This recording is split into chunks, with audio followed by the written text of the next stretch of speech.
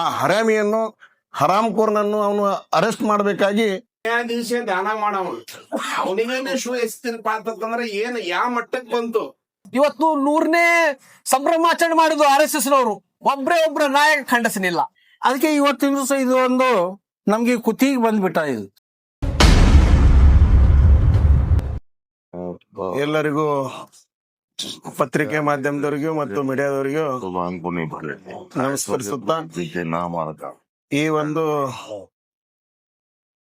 ಪತ್ರಿಕಾಗೋಷ್ಠಿ ಕರೆದಿದ್ದಕ್ಕಾಗಿ ನಾನು ಅವ್ರಿಗೂ ಕೂಡ ಧನ್ಯವಾದ ಅರ್ಪಿಸುತ್ತೇನೆ. ಈ ನಮ್ಮ ದೇಶದಲ್ಲಿ ದಲಿತರು ಮತ್ತು ಮುಸಲ್ಮಾನರು ಬದುಕುವಂತ ಪರಿಸ್ಥಿತಿ ಈ ಸರ್ಕಾರದಲ್ಲಿ ಏನ್ ಮಾಡ್ಲಿಕ್ಕೂ ಹೆಸುವುದಿಲ್ಲ ಅಂತ ಹೇಳಿ ನಾನು ಈ ಸಂದರ್ಭದಲ್ಲಿ ನಾನು ಹೇಳಿಕ್ಕೆ ಬಯಸ್ತೇನೆ. ಒಂದು ನ್ಯಾಯದಾನ ಮಾಡುವಂತಹ ನ್ಯಾಯಾಧೀಶರಿಗೆ ಒಂದು ಚಪ್ಪಲಿಯನ್ನು ಎಸೆಯುವಂತಹ ವ್ಯಕ್ತಿಯನ್ನು ರಾಜಾರೋಷವಾಗಿ ಇವತ್ತು ತಿರುಗಾಡಲಿಕ್ಕೆ ಹತ್ತಿದ್ದ.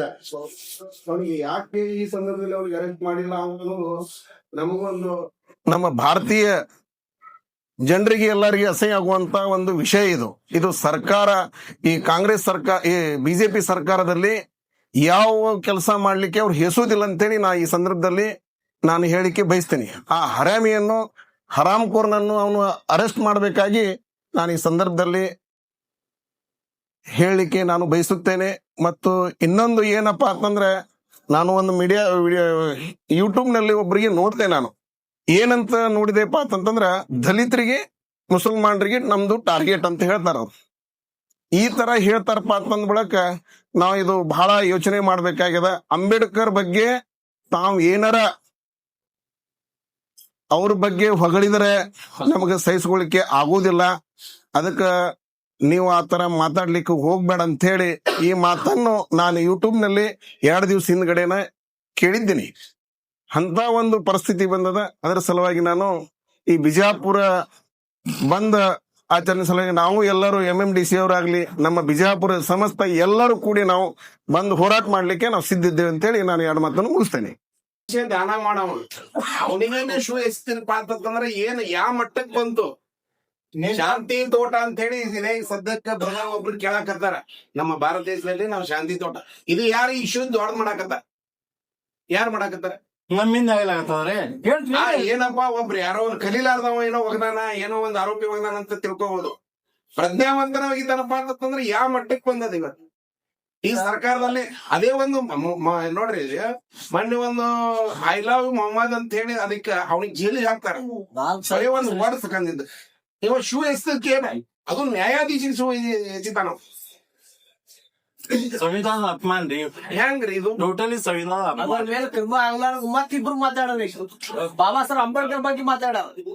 ಕ್ರಮ ಆಗಲಿಲ್ಲ ಅಂದ್ರೆ ಮಾತಾಡ್ಕೋದು. ಬಾಬಾ ಸಾಹೇಬ್ ಅಂಬೇಡ್ಕರ್ ಸಂವಿಧಾನ ಬರ್ದಿಲ್ಲ ಅಂತ ಹೇಳ್ತಾರೆ. ಯಾರು ಏನ್ ರಾವ್ ಅಂತ ಆ ಕಮಿಟಿ ಇದ್ರು ಅವ್ರು ಬರ್ದಾರ ಅಂತ ಹೇಳಿ. ಇವತ್ತಿನ ಈ ಶುಭ ದಿನದಂದು ಬಿಜಾಪುರ ಶಹರದಲ್ಲಿ MMDC ವತಿಯಿಂದ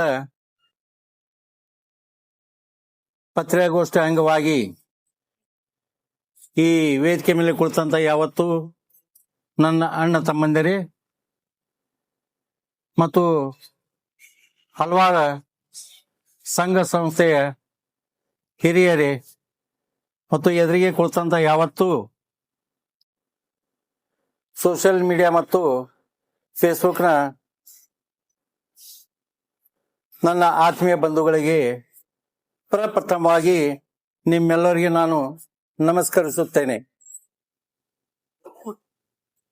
ಈ ದಿಶೆಯಲ್ಲಿ ಇವತ್ತು ಹೇಳುವುದೇನೆಂದರೆ, ಇದೇ ದಿನಾಂಕ ಗುರುವಾರ 16/10/25 ಬಿಜಾಪುರ ಬಂದ್ ಹಾಗೂ ಬೃಹತ್ ಪ್ರತಿಭಟನಾ ಮೆರವಣಿಗೆ. MMDC ಮತ್ತು ಹಲವಾರು ಸಂಘ SC ST ಬ್ಯಾಕ್ವರ್ಡ್ ಕಮ್ಯುನಿಟಿ ಎಲ್ಲರೂ ಸೇರಿಕೊಂಡು ಬಂದ್ ಮಾಡ್ಲಿಕ್ಕೆ ಕಾರಣ ಏನಪ್ಪಾ ಅಂದ್ರ ತಮ್ಮೆಲ್ಲರಿಗೂ ಗುರ್ತಿದ್ದಂತೆ ಹೋದ ತಿಂಗಳ ಬೇಮನವಾನಿ हाँ वो सब कई बोलता हूँ बोल छोड़ो ಬೋಲಿಂಗ್ 6ನೇ ತಾರೀಕು 6 तारीख ಇದೇ ತಿಂಗಳ 6ನೇ ತಾರೀಕಿಗೆ ಸುಪ್ರೀಂ ಕೋರ್ಟಿನ ಚೀಫ್ ನ್ಯಾಯಾಧೀಶರಂತ ಗವಾಯಿ ಸಾಹೇಬ್ರ ಮೇಲೆ ಒಬ್ರು ಸೀನಿಯರ್ ವಕೀಲರು ಶರ್ಮಾ ಅಂತೇಳಿ ಚಪ್ಪಲ್ವನ್ನು ಎಸೆದಿದ್ದಾರೆ. ಆ ದಿಶೆಯಲ್ಲಿ ನಾವು ಈ ಬಂಧವನ್ನು ಆಚರಣೆ ಮಾಡಲಿಕ್ಕೆ ಹೊಂಟಿದ್ದೆ. ಯಾಕಂದ್ರೆ ಅವರೊಬ್ಬರು ಸಣ್ಣ ವಕೀಲರಲ್ಲ, ಕ್ಷಮಿಸ್ಲಿಕ್ಕೆ ಸೀನಿಯರ್ ಅಡ್ವೊಕೇಟ್ ಅದಾರ ಶರ್ಮಾ ಅಂತೇಳಿ. ನಾನು ಸೀನಿಯರ್ ಅಡ್ವೊಕೇಟೇ ಅದೇನೆ. ನನಗೂ 74-75 ವಯಸ್ಸದೆ. ಅವರು ಸುಮಾರು ನನ್ನ ವಯಸ್ಸದವರು ಇರ್ಬೋದು.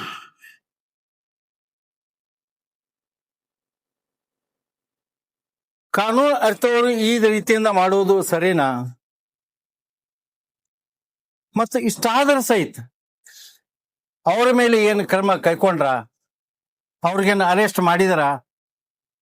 ಯಾಕಂದ್ರೆ ಗವಾಯಿ ಸಾಹೇಬರು ಒಂದು SC ಅದಾರ ಅಂತೇಳಿ ಈ ನಮ್ನೆ ಅನ್ಯಾಯನ? ಮೊನ್ನೆ ತಾನೇ ಹೋದ ತಿಂಗಳ ನಮ್ಮ ಮೊಹಮ್ಮದ್ ಪೈಗಂಬರ್ ಉರ್ಸಿತ್ತು. ಆ ದಿಶೆಯಲ್ಲಿ UP, ಬಿಹಾರ್ ಮತ್ತು ಹಲವಾರು ರಾಜ್ಯಗಳಲ್ಲಿ ಐ ಲವ್ ಮೊಹಮ್ಮದ್ ಅನ್ನಕ ಅವ್ರ ಮೇಲೆ ಕೇಸ್ ಹಾಕಿ ಜೈಲಿಗೆ ಕಳಿಸಿದರು. ಇದು ಏನು ಸಾಮಾನ್ಯ ಕೆಲಸ ಅಲ್ಲ. ಸಂವಿಧಾನ ಅಡಿಯಲ್ಲಿ ನಮ್ಮ ದೇಶದ ಚೀಫ್ ಮುಖ್ಯ ನ್ಯಾಯಾಧೀಶರು ಸಂವಿಧಾನದ ಅಡಿಯಲ್ಲಿ ಅವ್ರ ಮೇಲೆ ಕೇಸ್ ಹಾಕುವುದು ಅಷ್ಟೇ ಅಲ್ಲ, ಅವ್ರು ಅರೆಸ್ಟ್ ಮಾಡಿ ಅವ್ರಿಗೆ ಗಲ್ಲಿಗೆ ಏರಿಸ್ಬೇಕಂತ ಹೇಳಿ ನಾನು ಕಳಕಳಿಯಿಂದ ತಮ್ಮ ಮೂಲಕ ವಿನಂತಿಸುತ್ತೇನೆ. ಇದು ಬಹಳ ಐತಿ ಇದು. ಯಾಕಂದ್ರೆ ಸಣ್ಣ ಪುಟ್ಟು SC, ST, ಮೈನಾರಿಟಿ ಮತ್ತು ಸಿಖ್ ಸಮಾಜದವರಿಗೆ ಸುಮಾರು 1915 ಸಾಲಿನಿಂದ ಇವತ್ತಿನವರೆಗೆ ತಾವು ನೋಡ್ತಾ ಬಂದಿದ್ದೀರಿ, ಕೇಳ್ತಾ ಬಂದಿದ್ದೀರಿ. ಈ ಸಮುದಾಯ ಮೇಲೆ ಬಹಳ ಅತ್ಯಾಚಾರ, ಅನ್ಯಾಯ ಸುರಿಮಳೆ ಆಗಿದೆ. ಈ ದಿಶೆಯಲ್ಲಿ ಇವತ್ತಿನ ದಿವಸ ನಾವು ಸಂವಿಧಾನ ಅಡಿಯಲ್ಲಿ ಇದು ಮುಖ್ಯ ನ್ಯಾಯಾಧೀಶ ಗವಾಯಿ ಸಾಹೇಬ್ರ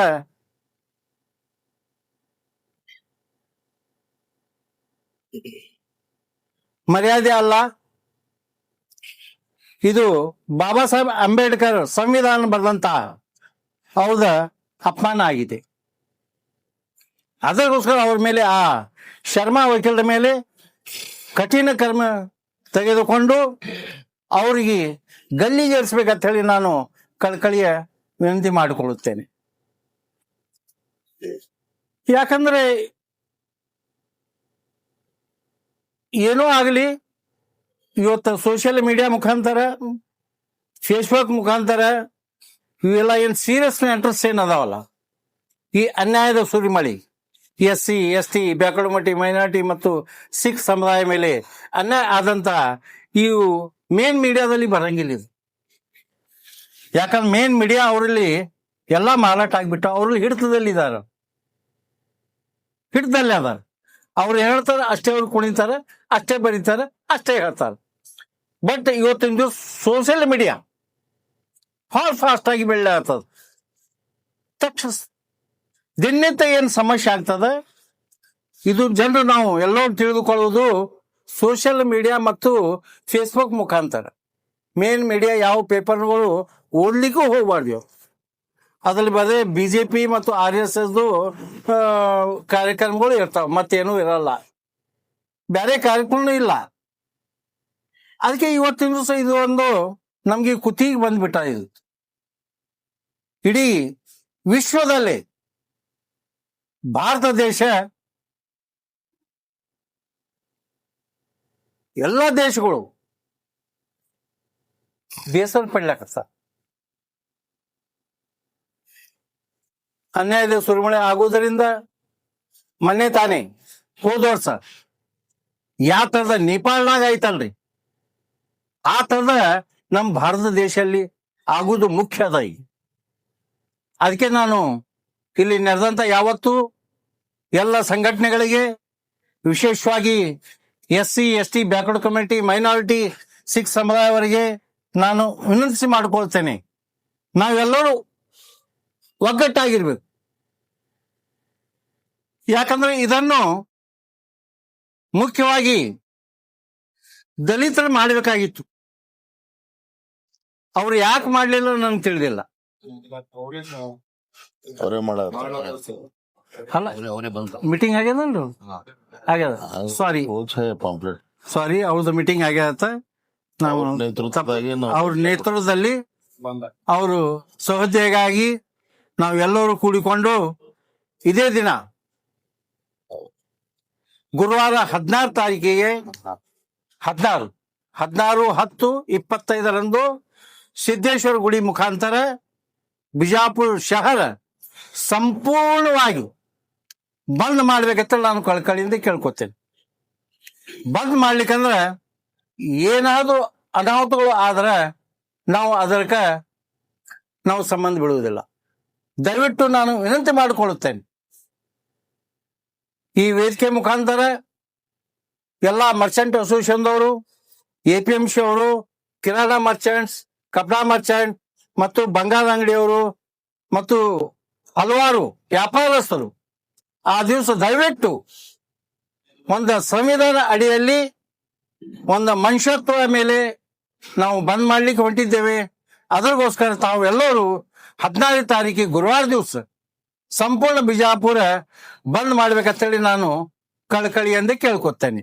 ಈ ಪತ್ರಿಕಾಗೋಷ್ಠಿ ನಮ್ಮ MMDC ಇಂದ ಕರೆದಿದ್ದ ಉದ್ದೇಶ ತಮ್ಗೆ ಈಗಾಗಲೇ ನಮ್ಮ ನಾಯಕರುಗಳು ಹೇಳಿದ್ದಾರೆ.